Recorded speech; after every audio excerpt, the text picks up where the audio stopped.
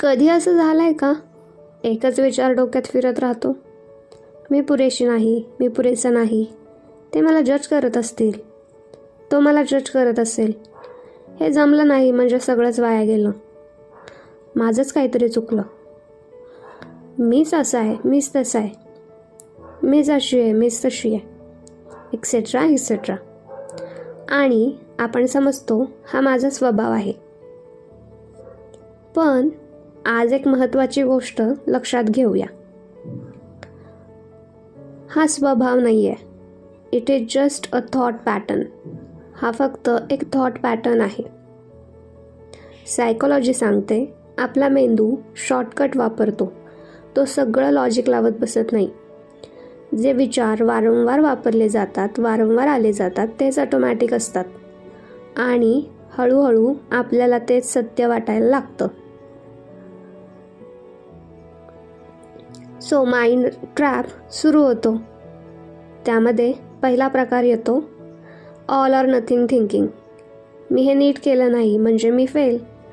आज productive day नाही झाला म्हणजे मी लेझी. एक चूक पूर्ण ओळख. हे अनफेअर आहे, पण खूप कॉमन आहे. आपण सर्वजण यात असतो, या ट्रॅपमध्ये असतो. आपण ह्युमन आहोत, मशीन नाही. So all or nothing thinking is a mind trap. Second trap आहे माइंड रीडिंग. ते काय विचार करत असतील?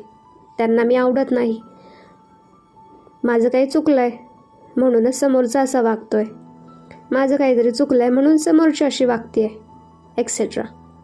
कोणीतरी शांत आहे आणि आपण पूर्ण स्टोरी तयार करतो. सत्य हे असतं आपल्याला माहीतच नसतं.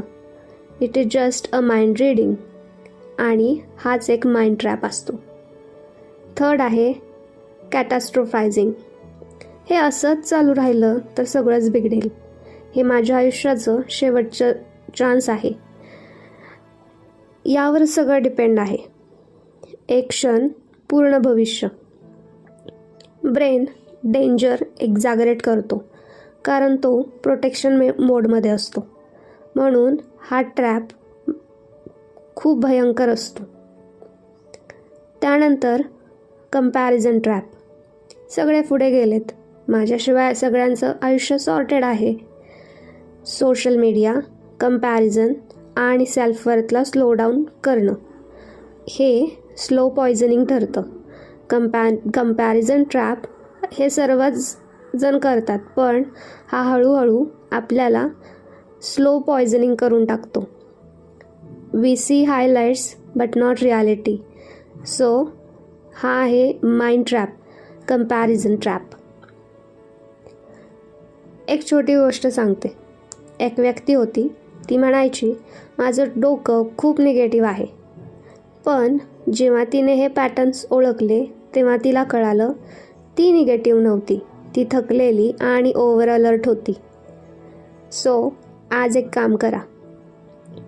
विचार आले की स्वतःला विचारा, हा विचार फॅक्ट आहे की माझा जुना पॅटर्न? चेंज करण्याचा प्रयत्न नको, आर्ग्यू त्याहून नको, फाईट बिलकुल नाही, फक्त ओळखा. Because awareness is equal to freedom. फ्रीडमचा पहिला, ट्रान्सफॉर्मेशनचा पहिला टप्पा फ्रीडम, अवेअरनेस. सो आज फक्त विचार निवडा. एक विचार जो वारंवार येतो आणि फक्त हे एक वाक्य जोडा, हा माझा एक पॅटर्न आहे आणि इतकंच. सोडून द्या. आपल्या तत्त्वज्ञानात असं म्हटलं जातं, मन सवयींनी चालतं आणि आत्मा जागरूकतेने. जेव्हा तुम्ही जागरूक होता तेव्हा सवयी सुटायला लागतात. विचार थांबवायचे नसतात, त्यांच्याशी ओळख बदलायची असते. इथून स्वतःकडे परत येण्याचा प्रवास सुरू होतो आणि हा प्रवास खोल असतो. जसे काही विचार सत्य नसतात, ते फक्त रिपीट झालेले पॅटर्न्स असतात. ते ओळखणं म्हणजेच अवेअरनेस असतो आणि ट्रान्सफॉर्मेशनचा सेकंड टप्पा म्हणजेच awareness. So be aware. Thank you.